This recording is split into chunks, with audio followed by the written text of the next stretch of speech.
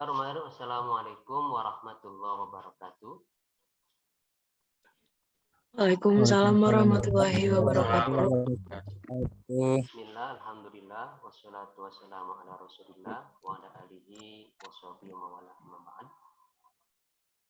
Rekan-rekan mahasiswa yang Bapak hormati dan Bapak banggakan, bagaimana, sehat semua ya? Sehat. Alhamdulillah. Sebelum kita mulai materi kita pada hari ini tentang hukum Islam, ada baiknya apabila kita berdoa terlebih dahulu agar apa yang kita pelajari nanti itu bermanfaat dan maksimal kita bisa amalkan khususnya itu. Baik, untuk menyingkat waktu, berdoa dimulai.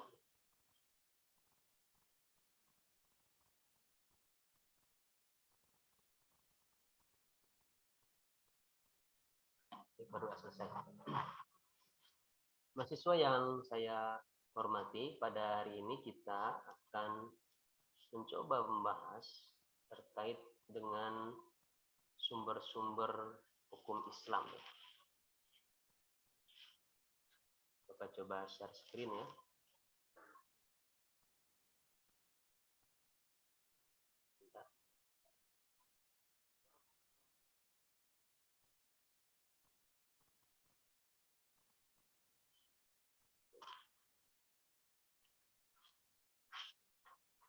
Sudah terlihat ya di layar? Sudah. Baik. Ada Pak. Sebelum Bapak menjelaskan, ini Bapak akan refresh ya terkait definisi hukum. Hukum yang teman-teman pelajari waktu semester 1, ya, kesimpulannya mungkin diartikan sebagai serangkaian aturan yang dibuat oleh yang berwenang, yang sifatnya mengikat dan memaksa, dan terdapat sanksi bagi yang melanggarnya. Nah, sementara definisi hukum dalam Islam itu bukan seperti itu. Tapi hukum dalam Islam adalah khitabullah al-muta'alliqu bi af'alil mukallafina talaban wa ikhtiyara, yaitu titah Allah yang berhubungan dengan perbuatan mukallaf yang berisi tolaban, yaitu perintah atau larangan, wakhtiaran, dan ikhtiar, itu boleh melakukan, wawad'an, dan hukum wad'u. Hukum wad'u itu ada sebab, syarat, penghalang, dan lain-lain. Itu definisi hukum Islam kurang lebih seperti itu. Sebagaimana di negara kita itu ada hierarki perundang-undangan, pun di dalam hukum Islam itu pun ada hierarki. Oleh karena itu pada hari ini kita membahas tentang sumber-sumber hukum Islam. Baik, sumber-sumber hukum Islam itu dijelaskan oleh Allah dalam surat An-Nisa ayat 59. Coba Sofiatun bisa dibaca? Coba.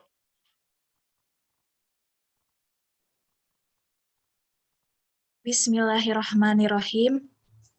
Ya ayyuhalladzina amanu atiullaha wa atiur rasula wa ulil amri minkum.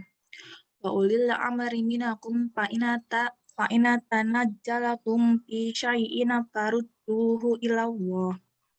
Waruduhu ilallahi wa rasuli in kuntum tu'minuna billahi wal yaumil akhir. Billahi wal yaumil akhir, dzalika khairul wa ahsanu ta'wilan. Shadaqallahul adzim. Terima kasih ya. Alhamdulillah bagus ya, bacanya sesuai dengan hukum tajwid ya. Meskipun nadanya nggak apa-apa. Nada itu akan berikutan kalau kita sering melatih gitu. Tapi yang jelas tajwidnya sudah bagus ya. Wakofnya sudah bagus. Baik. Bapak mencoba akan menjelaskan ini ayat. Ya ayyuhalladzina amanu, wahai ingatlah orang-orang yang beriman. Ya. dalam Al-Quran Allah terkadang menggunakan dengan kata kerja yaitu amanu, dan suatu ketika Allah pun menggunakan dengan kata benda al-mu'minun. Dalam ilmu tafsir ini berbeda sekali. Kalau al-mu'minun menggunakan kata benda itu adalah orang-orang yang sudah tetap keimanannya. Jadi imannya itu sudah benar-benar melekat. Sudah benar-benar melekat. Makanya dalam surat Al-Mu'minun Allah berfirman, qad aflal mu'minun alladzina hum fi sholatihim khusyu'un. Sungguh beruntung orang yang beriman, yaitu ketika dia sholat dia khusyuk. Sementara kalau Allah menggunakan redaksi kata kerja amanu, ini adalah orang yang masih proses dalam keimanan. Yang terkadang imannya naik turun. Kadang sholatnya khusyuk, kadang tidak khusyuk. Kadang sholatnya tepat waktu, kadang tidak tepat waktu. Yaitu amanu. Ini dalam kajian tafsir seperti itu. Apa seruan yang Allah sampaikan kepada kita? Atiullah, taatlah kepada Allah. Bagaimana tata cara taat kita kepada Allah? Yaitu taat kepada aturan Allah yang ada di dalam Al-Quran. Dan kita menjauhi larangan Allah yang ada di dalam Al-Quran. Jadi sumber hukum Islam yang pertama yaitu taat kepada Allah dalam Al-Quran. Jadi sumber hukum pertama adalah Al-Quran. Wa ati'ur rasul, dan taatlah kalian kepada Rasul. Ya, Rasul di sini adalah Nabi Muhammad Sallallahu Alaihi Wasallam. Ya, segala perintah beliau itu harus kita taati. Segala larangan beliau kita harus tinggalkan. Bagaimana cara taat kita kepada Rasul? Ya, segala sesuatu yang disabdakan oleh Rasul, segala sesuatu yang dilakukan oleh Rasul, kalau bentuknya perintah kita laksanakan. Yang dilarang Rasul, kita tinggalkan. Dari mana kita memperoleh informasi perintah dan larangan Rasul?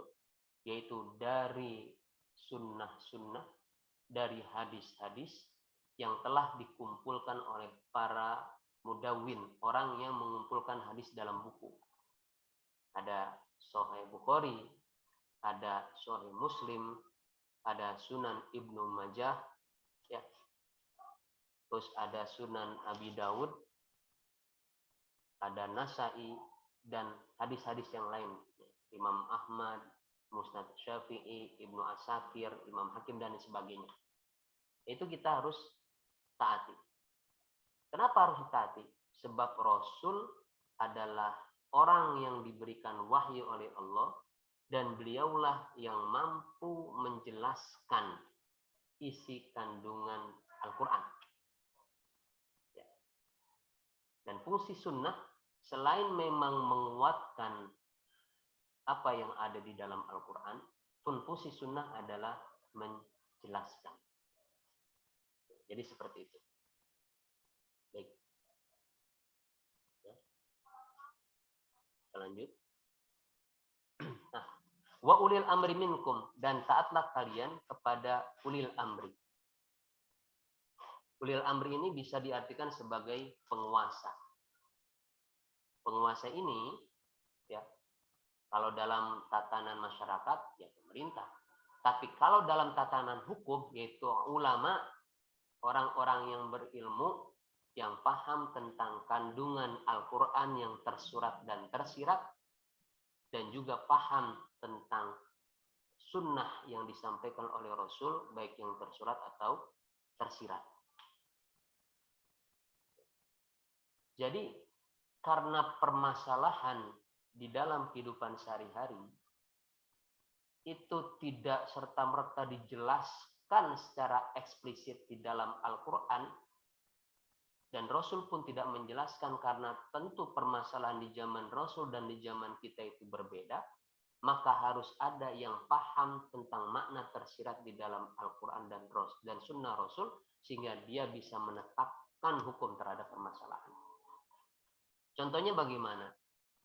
Contohnya yaitu tentang narkoba, ya, tentang sabu-sabu, tentang ganja, heroin, morfin, dan lain sebagainya.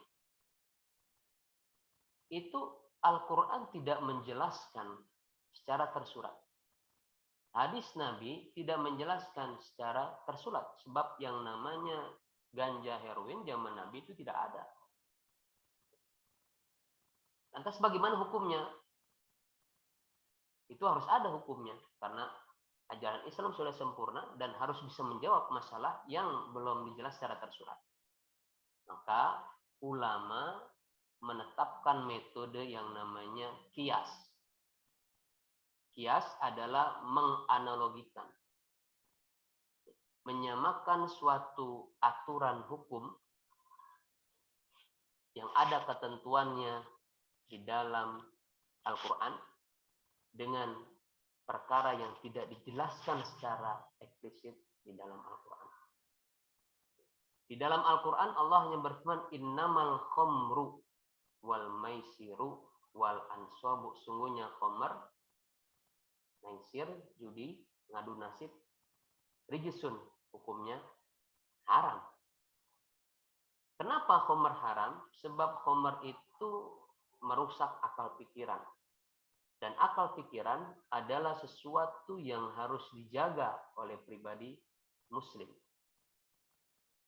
Morfin, heroin, ganja ternyata seperti itu, sama. Ya. Dia merusak akal pikiran. Karena ilat, karena argumentasi hukumnya sama, antara khamr dan morfin, heroin, ganja sama-sama memabukkan, maka heroin, ganja, sabu-sabu itu pun dihukumi seperti khamr, maka minumnya adalah haram, mengonsumsinya adalah haram, menggunakannya adalah haram. Nah, itu ulama menemukan hal tersebut dari mana? Dari makna tersirat di dalam Al-Quran. Ya. Contoh yang lain ya, Allah berfirman, wala ta'kulu amwalal yatama zulman. Janganlah kalian memakan harta anak yatim secara zalim. Bagaimana kalau misalkan kita tidak memakan harta anak yatim? Hanya saja kita membakar. Harta mereka kita bakar, harta mereka kita hancurkan. Bagaimana hukumnya? Kalau kita hanya melihat tekstual saja, ya tentu tidak ada hukumnya. Tapi ada makna tersirat. Apa makna tersiratnya?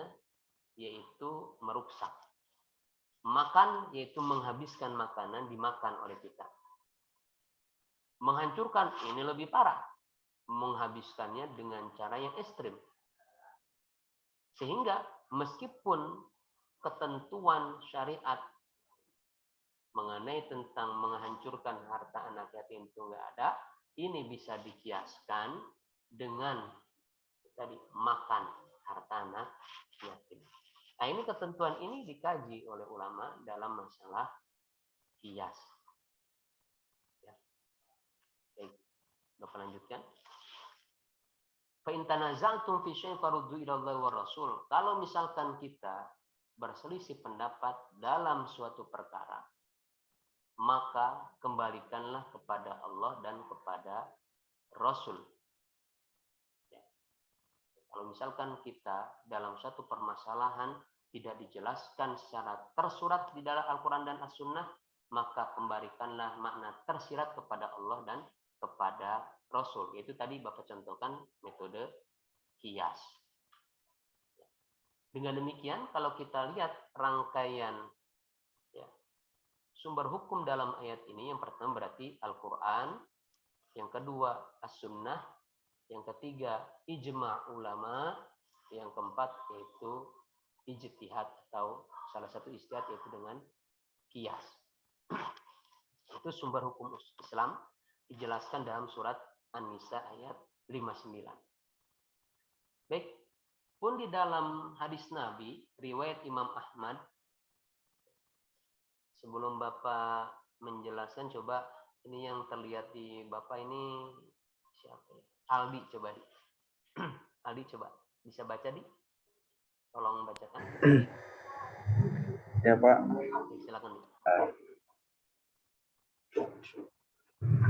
A'udzubillahi minasyaitonirrajim. Bismillahirrahmanirrahim.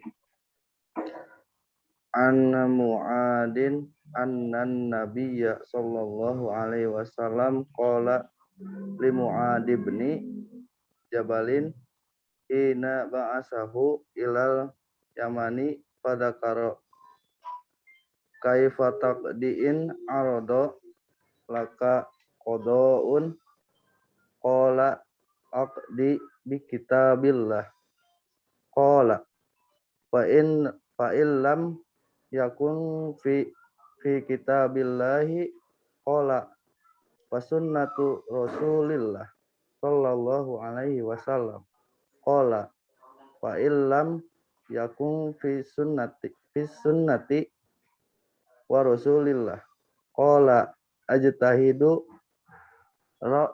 ra'yi wala alu qala fadoroba sodari qala alhamdulillahilladzi waffaqa rasulillahi lima yurdi rasulah. Baik, makasih ya. Ini panjang, alhamdulillah. Ya, jadi bahwa meskipun kita mahasiswa fakultas hukum, tapi ternyata dalam baca Arab itu luar biasa. Kalau Al-Quran kan biasanya kita sering dengar ya. Kalau bahasa Arab, ya kalau Al-Qurannya nggak baik, bahasa Arabnya juga kurang baik. Ini kelihatannya Aldi udah bagus ya. Baik, Bapak terjemahan kurang lebih gini. An Mu'adin. Riwayat Mu'ad. Mu'ad bin Jabal ini adalah sahabat Nabi. Annan Nabi SAW qala li Mu'ad. Nabi bersabda atau bertanya kepada Mu'ad bin Jabal. Hina ba'athu ilal Yaman. Ketika Nabi mengutus Mu'ad bin Jabal ke negara Yaman. Fadakara, kemudian Nabi bertanya, kaifa taqdi, bagaimana kamu memberikan suatu keputusan? In aradolaka qada'un, apabila dihadapkan kepadamu suatu masalah yang harus diputuskan. Qala aqdi bi kitabillah, ketika ditanya oleh Rasul, Mu'ad menjawab, saya akan menghukumi, memutuskan perkara tersebut dengan ketentuan yang ada di dalam Al-Quran. Qala fa illakum yakun fi kitabillah, Rasul nanya lagi, Mu'ad, andaikan hukum terhadap permasalahan tersebut tidak dijelaskan di dalam Al-Quran. Qala fa sunnatu Rasulillah, Mu'ad menjawab, saya akan mencari hukumnya di sunnah Anda wahai Rasul. Yang pernah Anda sabdakan, yang pernah Anda lakukan, saya akan menetapkan perkara tersebut dengan itu. Qala fa illam yakun fi sunnati Rasulillah, Rasul nanya lagi, kalau misalkan Mu'ad, hukum perkara tersebut tidak ada dalam sunnah Rasul, bagaimana kamu hukum? Qala ajtahidu ra'yi wala alu. Mu'ad menjawab, saya akan mengerahkan pemikiran saya, dan pemikiran ini tidak bertentangan dengan makna tersirat dari Al-Quran dan As-Sunnah.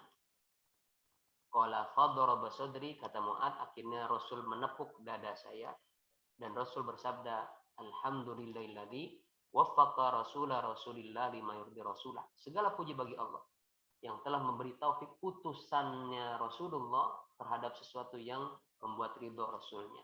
Artinya ternyata Rasul bangga dengan Mu'ad bin Jabal. Dia bisa menetapkan suatu perkara ya melalui ijtihadnya kalau misalkan satu masalah tidak dijelaskan dalam Al-Quran dan As-Sunnah. Baik. Ini pun sama ya, hierarki aturan dalam hukum Islam, yaitu pertama kitabullah, yang kedua sunnatu Rasulillah, yang ketiga ijtihad. Baik, sebelum Bapak melanjutkan, barangkali ada yang mau didiskusikan ya terkait hukum Islam, silakan. Oh, ada Muhammad Rifai ya, baru datang. Nena Rifai, barangkali ada yang perlu kita diskusikan terkait ya hukum Islam yang mungkin kita hadapi di masyarakat, kita hadapi sendiri. Itu silakan, barangkali ada yang mungkin.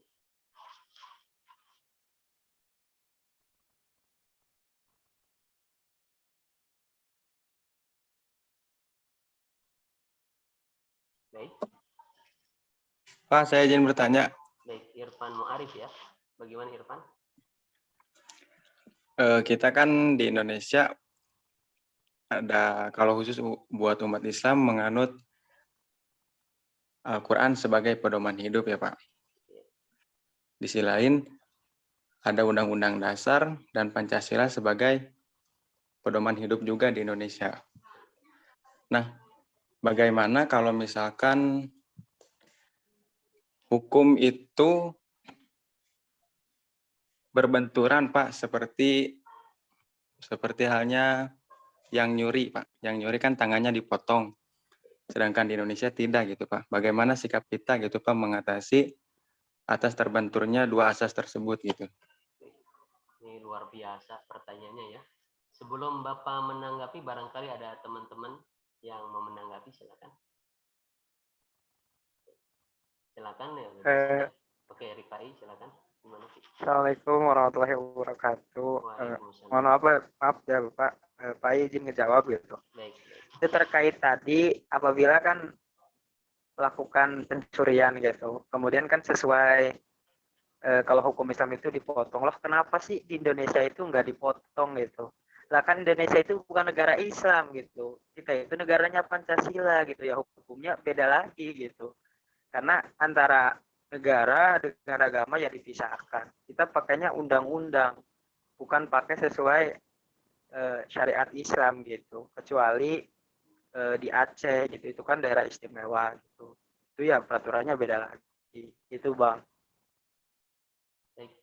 Terima kasih ya Rifai atas jawabannya. Barangkali ada teman-teman yang lain mau menanggapi, silakan. Berarti kalau demikian kita bisa disebut orang dolim nggak sih? Kalau misalkan kita menganut selain daripada Al-Quran yang menjadi pedoman kita selaku umat muslim. Baik, terima kasih ya Pak Mu'arif. Jadi gini dulu. Ini kan contohnya terkait masalah potong tangan nih. Ya. Kalau mencuri yang dikategorikan potong tangan, itu pertama, barang tersebut mencapai nisab. Kalau mazhab Syafi'i sekitar 100-200 ribuan. Yang kedua, ada 2 orang saksi yang melihat pencurian tersebut. Yang ketiga, barang yang dicuri itu disimpan di tempat yang hanya orang memiliki tahu. Jadi ternyata sangat sulit sebenarnya eksekusi potong tangan. Karena barang tersebut, ini dalam mazhab Syafi'i ya, harus hanya orang yang memiliki yang tahu itu barang. Jadi kalau misalkan ya, kita punya emas yang tadi jambret, itu belum masuk kategori potong tangan. Tapi kalau emas disimpan di lemari, dikunci, kuncinya kita pegang, ternyata masih kebobolan, nah itulah orang yang dieksekusi potong tangan. Itu terkait masalah tentang ya, qat'ut sarik, ya, qat'u yadi sarik, memotong tangan orang yang mencuri. Terkait tentang pertanyaan Irfan Mu'arif, Pak, kalau misalkan kita tidak melaksanakan ajaran Islam, apakah kita merupakan orang yang zalim, Pak? Apakah kita merupakan orang yang tidak mematuhi aturan Al-Quran? Baik, apa yang disampaikan oleh Rifai itu bagus ya, dalam arti bahwa kesepakatan para founding father kita, pendiri negara kita, dan kebanyakan mayoritas umat Islam pada saat itu dan sekarang pun menyatakan bahwa kita itu bukanlah negara agama, tapi berpedoman terhadap agama. Berpedoman terhadap agama. Jadi Pancasila sebagai ya, pedoman hidup diturunkan di Undang-Undang Dasar 45 dan itu disepakati oleh para masyarakat Indonesia, yaitu yang dijadikan aturan. Dan juga bahwa yang namanya Pancasila itu kalau kita lihat kan tidak keluar sebenarnya substansinya dari Al-Quran. Sebenarnya mah hanya saja di bahasa Indonesia kan. Kalau misalkan kita menerapkan ajaran Islam seperti yang diterapkan di dalam Al-Quran secara maksimal di negara kita, yang pertama berarti harus ada kesepakatan di seluruh masyarakat Indonesia syariatnya adalah syariat Islam. Tapi ketika tidak sepakat, ya ijtihad ulama lentur. Karena kita lihat di negara-negara Islam sendiri, Mesir, ya, Turki, itu enggak murni menggunakan ajaran Islam dalam hukum pidananya. Tidak murni. Akhirnya ada pendapat salah satu pemikir Mesir, ya Muhammad Abduh, al-Islam kama fahimtumu. Islam itu bagaimana secara pemahaman Anda. Secara pemahaman Anda. Nah, jadi, andaikan suatu negara tidak menerapkan asas Islam, hukum pidana Islam, maka kita harus taat. Ini pun berlaku apabila misalkan kita berada di negara yang mayoritas adalah non-muslim. Ada yang mencuri, masa kita eksekusi? Nah, sementara kan kita pun harus taat kepada yang menguasai urusan kita. Akhirnya pada suatu ketika Gus Dur ditanya, bagaimana Gus Dur, kenapa negara kita nggak negara Indonesia? Kenapa negara kita Indonesia tidak menggunakan ajaran Islam?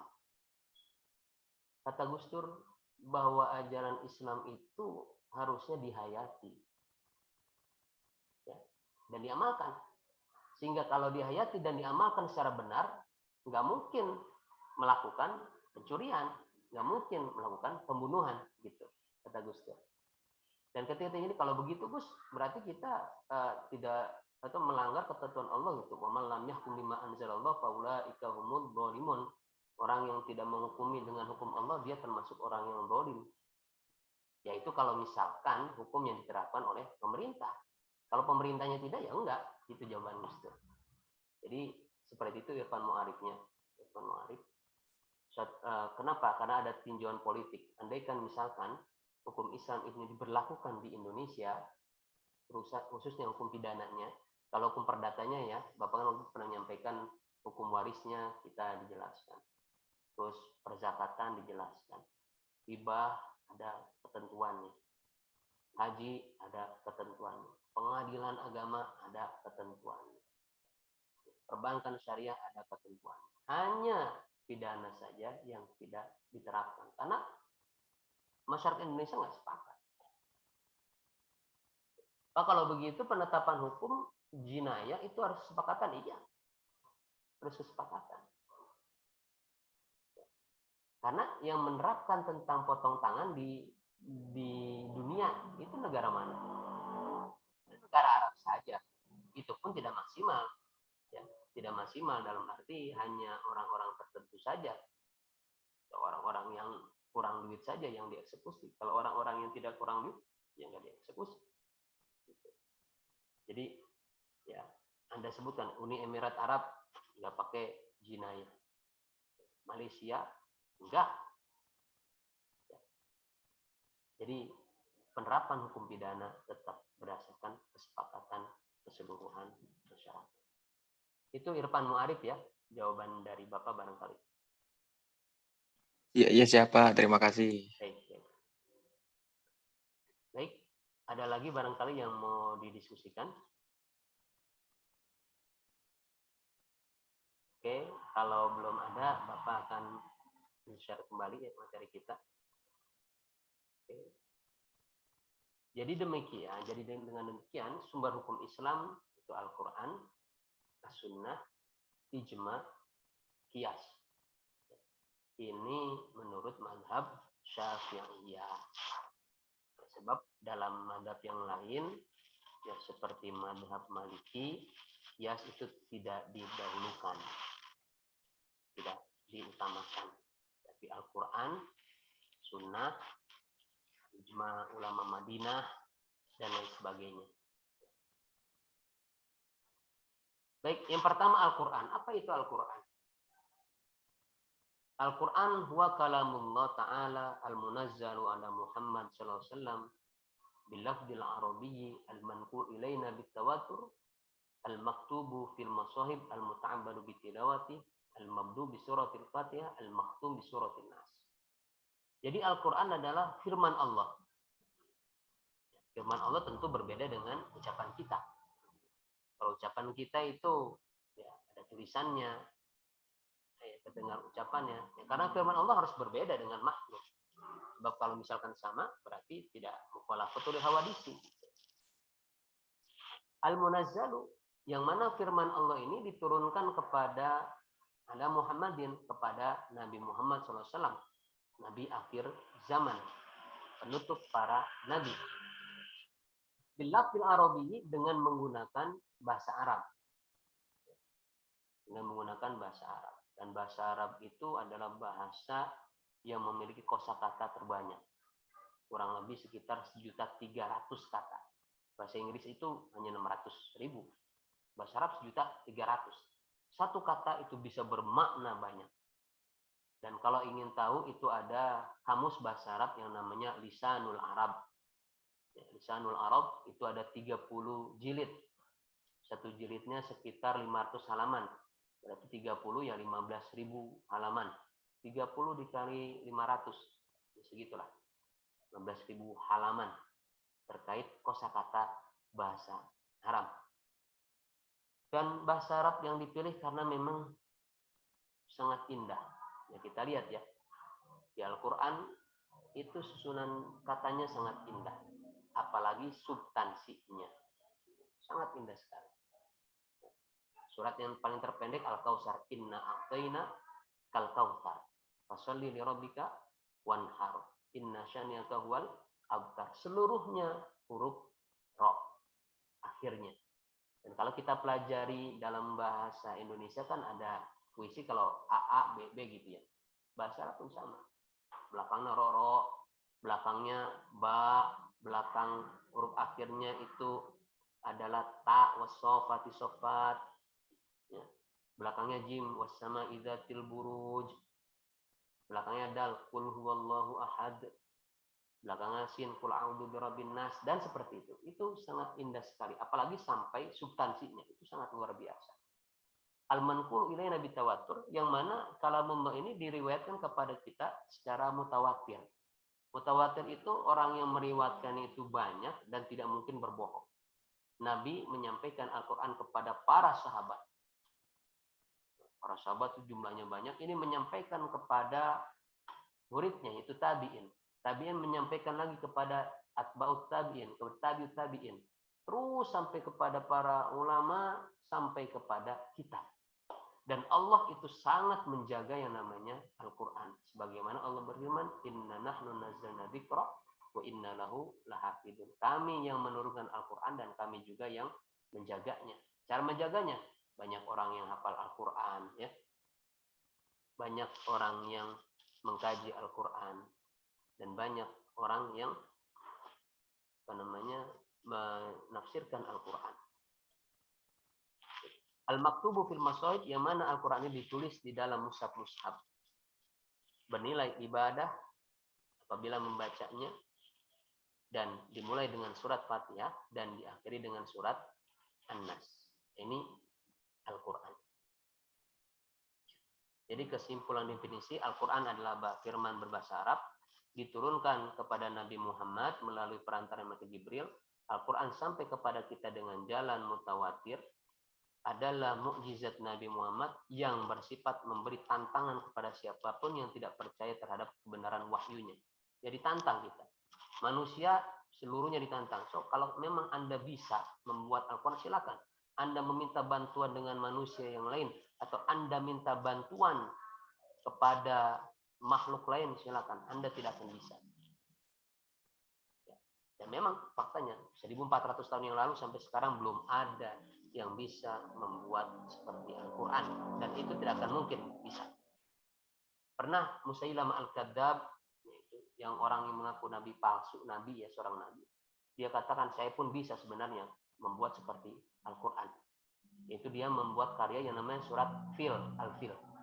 Al-Fil, mal-fil, wa ma adraka mal-fil, walahu khurtumun kabir, walahu dhanbun tawil. Itu seakan enak ya, belakangnya semuanya lam. Dia membuat tandingan surat Al-Fil. Alam taro kaifa fa'ala rabbuka bi ashabil fil. Dia pakai al-fil. Itu seakan-akan bagus. Tapi kalau lihat substansinya itu jelek sekali. Sebab apa? Dia hanya mendeskripsikan, hanya menjelaskan tentang gajah. Al-fil, gajah. Mal-fil, tahukah Anda tentang gajah? Wa ma adraka mal-fil. Apakah Anda tahu tentang gajah? Lahu qurtumun kabir, dia punya belalai yang besar. Walau dhanbun tawil, dan dia punya buntut yang panjang. Nah, orang Arab saja yang awam itu pasti tertawa, masa mujizat seorang nabi itu seperti definisi yang digambarkan oleh anak kecil gitu.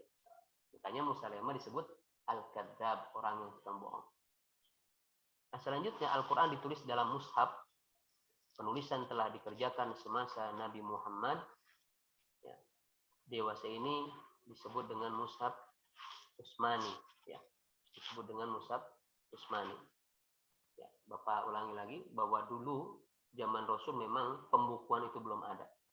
Tapi pencatatan itu sudah ada, yaitu dilakukan oleh Zaid bin Sabit. Ya, oleh Zaid bin Sabit sebagai ketua panitia pada zaman Abu Bakar Siddiq dalam pengumpulan Al-Quran. Ya. Al-Quran diperintahkan dibaca karena membaca Al-Quran adalah ibadah, dan Al-Quran diawali dengan surat Al-Fatihah dan diakhiri dengan surat An-Nas. Nah, selanjutnya apa isi kandungan Al-Quran? Yang pertama tentang akidah tauhid. Ajaran yang dibawa oleh para nabi itu ajaran tauhid. Menyampaikan kepada masyarakat, kepada manusia harus mengesahkan Allah. Itu Al-Quran yang pertama. Yang kedua, syariat atau hukum yang mengatur tentang ibadah dan muamalah. Tentu hukum ini tidak ada kemanfaatan buat Allah. Sebab manusia yang mau beriman silakan, yang tidak beriman juga silakan. Itu ada ya dalam Al-Quran. Yang ketiga, akhlak atau norma perilaku yang baik dan pantas serta akhlak yang tidak baik dijelaskan di dalam Al-Quran. Karena bagaimanapun kita adalah makhluk sosial yang tentu berinteraksi dengan manusia yang lain, dan itu harus kita sebagai umat Islam punya akhlak yang baik. Yang keempat, kisah-kisah masa silam sebagai iktibar atau cerminan hidup. Ya. Dalam Al-Quran itu kisah banyak sekali. Ya. Kisah-kisah ini sebagai bahan pelajaran kita. Kalau baik kita ambil, kita turuti, kita ikuti. Kalau jelek kita tinggalkan. Orang yang mengaku Tuhan seperti Fir'aun itu dihancurkan. Orang yang memiliki harta banyak sekali seperti Qarun, ya, dia banyak sekali hartanya, tapi karena dia pelit, tidak membayar zakat pada zaman Nabi Musa, dihancurkan yang namanya Qarun beserta hartanya, dimasukkan ke dalam tanah. Nah, ini sebagai informasi kepada kita, jangan sampai kita seperti dia. Karena kalau kita seperti dia, kita akan seperti itu. Yang kelima, berita-berita tentang masa datang, terutama kehidupan akhirat, ya, yang manusia tidak akan tahu, tapi diberitahukan oleh Allah di dalam Al-Quran. Selanjutnya, prinsip-prinsip ilmu pengetahuan yang pernah Bapak sampaikan pada waktu semester 1 ya, bahwa yang namanya Al-Quran itu memberikan informasi atau makna tersiratnya tentang ilmu pengetahuan. Ya, salah satu contohnya untuk mengingatkan kembali yang membedakan manusia satu dengan manusia lain yaitu adanya sidik jari. Nah, sidik jari itu ternyata ya, disinggung di dalam Al-Quran. Dalam surat Al-Qiyamah, la uqsimu biyaumil qiyamah wa la uqsimu bin nafsil lawamah, ayat sebut insanu allan najdi udhamah bala qadirina ala an nusibana. Tentu kami bisa membangkitkan manusia, dan kami bukan hanya membangkitkan saja. Yang namanya ujung-ujung jari mereka, yang ada sidik jari pun kami bangkitkan. Dari situ Al-Quran memberikan informasi bahwa sidik jari itu dibahas di dalam Al-Quran secara tersirat. Dan ternyata penelitian yang kontemporer bahwa sidik jari adalah salah satu cara untuk membedakan manusia yang satu dan manusia yang lain. Baik. Sementara hukum muamalah dalam Al-Quran menurut Abdul Wahab, hukum keluargaan atau al-ahwal asy-syakhsiyah sekitar 70 ayat. Hukum sipil itu al-ahkam al-madaniyah yang mengatur hubungan individu serta bentuk-bentuk hubungannya seperti jual beli, sewa menyewa sekitar 70 ayat. Yang ketiga, hukum pidana, al-ahkam al-jinayah, yaitu hukum yang mengatur tentang bentuk kejahatan atau pelanggaran dan sanksi hukumnya. Ini diatur dalam 30 ayat. Hukum acara al-ahkam al-murafat, yang mengatur tata cara mempertahankan hak, memutuskan siapa yang terbukti bersalah sesuai dengan ketentuan hukum. Ini diatur dalam 13 ayat. Hukum ketatanegaraan al-ahkam ad-dusturiyah, itu dengan sistem hukum yang bertujuan mengatur hubungan antara penguasa dengan rakyatnya, itu diatur dalam 10 ayat. Terus ada hukum internasional al-ahkam ad-duwaliyah, ini ada dalam 25 ayat. Yang terakhir ada hukum ekonomi al-ahkam al-iqtisadiyah wal maliyah. Jadi dengan paparan yang Bapak sampaikan di sini, kita jadi tambah pengetahuan bahwa ajaran Islam itu bukan ajaran yang hanya hubungan kita dengan Allah saja, tapi muamalah, perilaku yang kita lakukan dalam kehidupan sehari-hari, interaksi kita dengan masyarakat itu pun diatur di dalam Al-Quran. Baik, itu saja pertemuan atau materi yang bisa Bapak sampaikan. Sebelum Bapak tutup, barangkali ada yang mau didiskusikan lagi.